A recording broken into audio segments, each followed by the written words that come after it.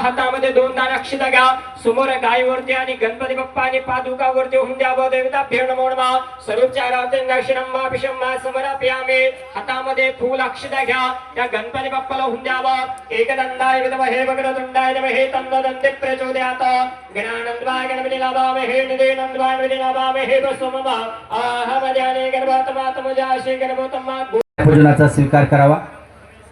या ठिकाणी जिल्हा परिषद बोरसल तालुका वैजापूर जिल्हा छत्रपती संभाजीनगर या सर्कलचे नवनिर्वाचित जिल्हा परिषद सदस्य सन्माननीय मनोज जी गायके यांचं या ठिकाणी आगमन झालेलं आहे। आपण असाही विनंती की आपण सत्काराचा स्वीकार करावा। त्यानंतर कैलास उकिरडे माजी सभापती छत्रपती उपस्थित राहिला, आपलंही मनपूर्वक या ठिकाणी हार्दिक असं स्वागत। या ठिकाणी विनंती की आपण सत्काराचा स्वीकार करावा।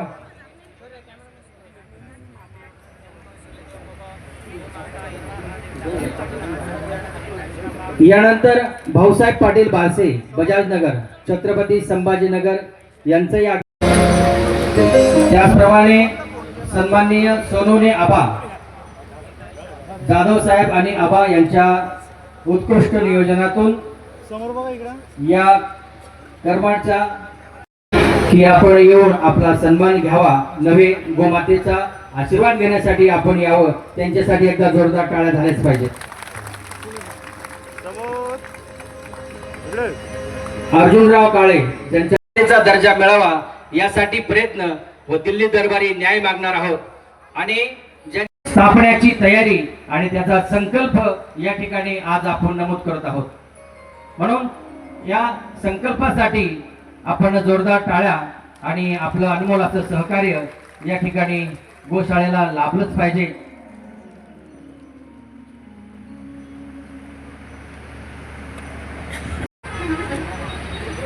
हे शुभेच्छा देतील आणि दिल्लीमध्ये त्या ठिकाणी राष्ट्रीय गोधन महासंघ जे आहेत त्याचा मी सल्लागार पण आहे आणि म्हणून त्या दृष्टिकोनातून माझे काही आमचे अनुभव तेही सांगेन।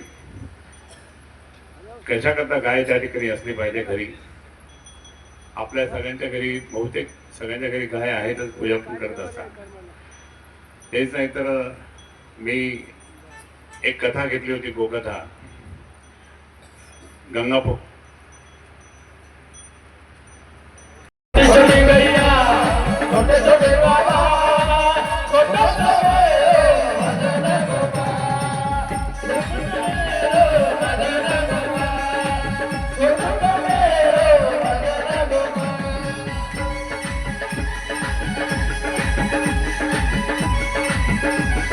होते।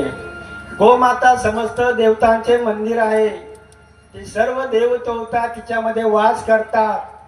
गाय ही पुण्याची खाण आहे, जो देशी गाय मातेला स्पर्श करून दर्शन घेतो त्याचे आयुष्य वाढते आणि गोसेवेसारखे कोणतेही पवित्र कर्म या जगामध्ये नाही।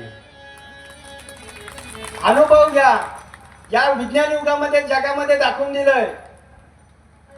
कारण गाय मातेचं महत्व काय आहे जगामध्ये दाखवून दिलंय विज्ञान युगामध्ये, की आज तुमचं विज्ञान म्हणतं काहीच होणार नाही, फक्त तुम्ही गाय मातेची सेवा करा, काय ताकद आहे बघा। आज जे नवीन आले तुम्हाला एवढंच सांगेल, आजपासून ओम गो माताय नम, ओम गो माताय नम या मंत्राचा जप करा. आणखी दुसरा एक मंत्र आहे, ओम श्री सुरभ्यम नमः, ओम श्री सुरभ्यम नमः हा दुसरा मंत्र. या दोन्ही मंत्रापैकी कुठलाही एक मंत्र अंतकरणामध्ये घ्या, ती नामस्मरण करा.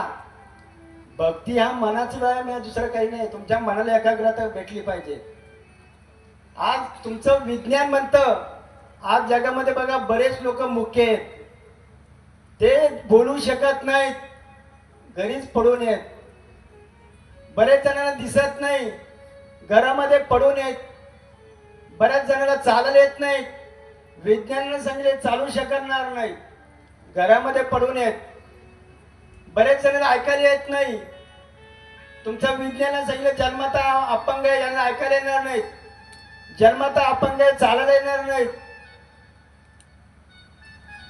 भाविकांनो, कुठेच जाऊ नका, फक्त घरीच बसून, लक्षात ठेवा, घरीच बसून गाय माती सेवा करा आणि तिच्या कानामध्ये सांगा. जर आज अनुभव घ्या, तुम्ही जर आज तुमच्या गावामध्ये गेलेत, जर एखाद्या व्यक्तीला बोलता येत नसेल, त्याला आज संध्याकाळी जाऊन सांगा की बाबा आजपासून ओम गो माताय नम, ओम गो माताय नम या मंत्राचा गो माता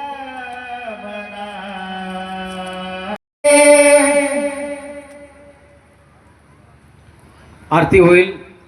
आरतीनंतर गोमातेकडनं म्हणजे गोमातेनेच माझ्याकडून बोलून घेतलं असेल, म्हणून मला माफ करा.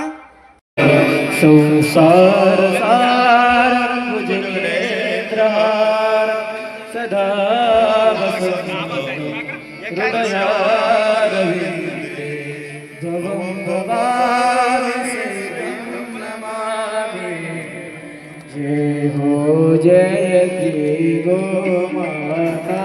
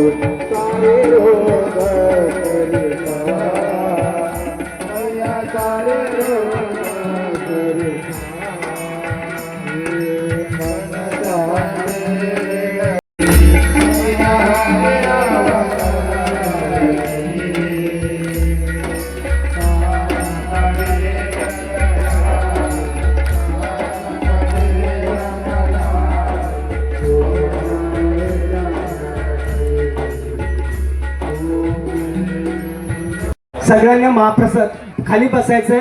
पुढे महत्वाची सूचना देतो.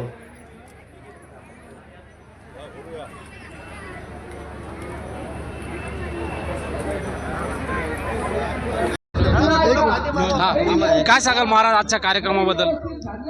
आजच्या कार्यक्रमाबद्दल मी एकच सांगेन की आज जे दुःखपीडित लोक आहे, या जगामध्ये लोक गाय मातेला विसरलेत. गाय माता काय आहे अच्छा, हे फक्त जगाला गाय माता शिल्लक नाही राहिली, गावरान गाय.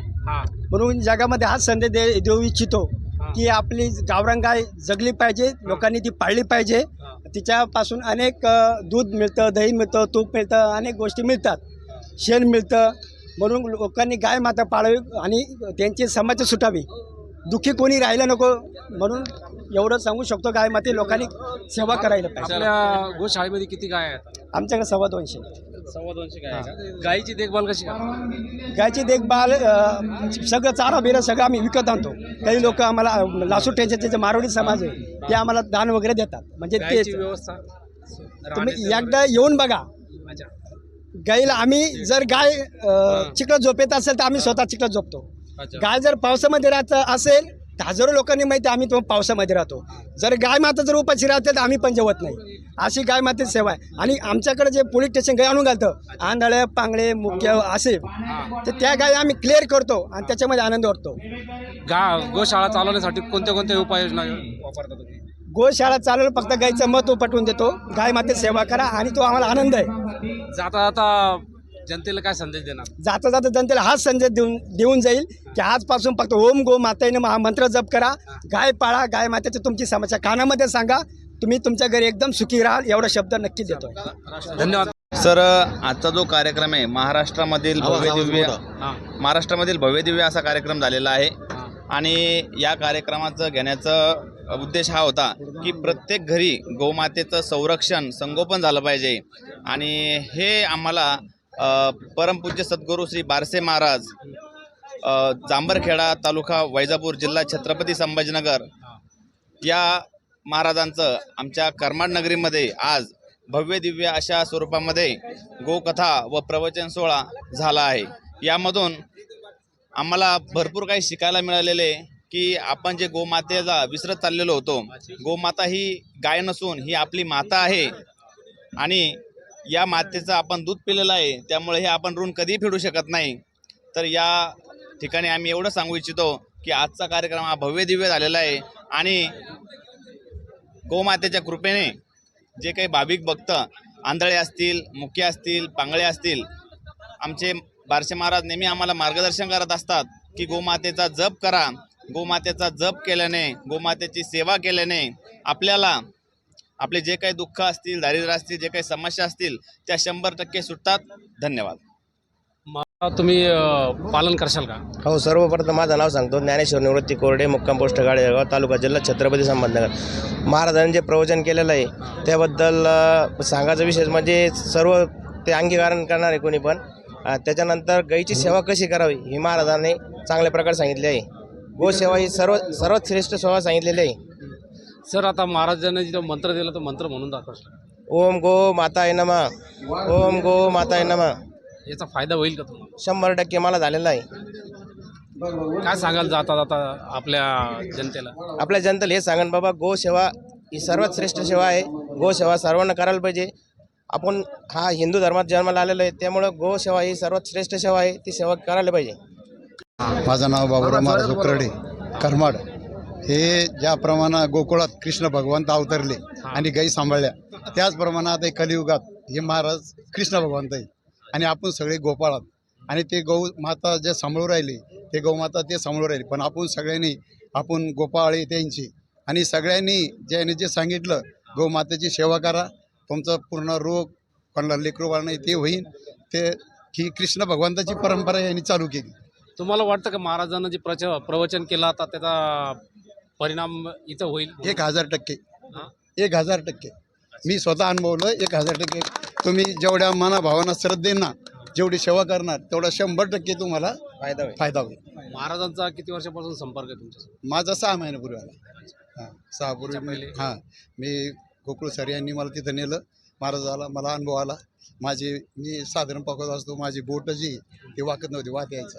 मी गोमातेला सांगितलं की मला पकवत वाचता. याचा परिणाम तुम्हाला जाणवला? प्रवचन केलं, त्यांच्या मताशी आपण सहमत आहात का? हो, 100% सहमत आहे.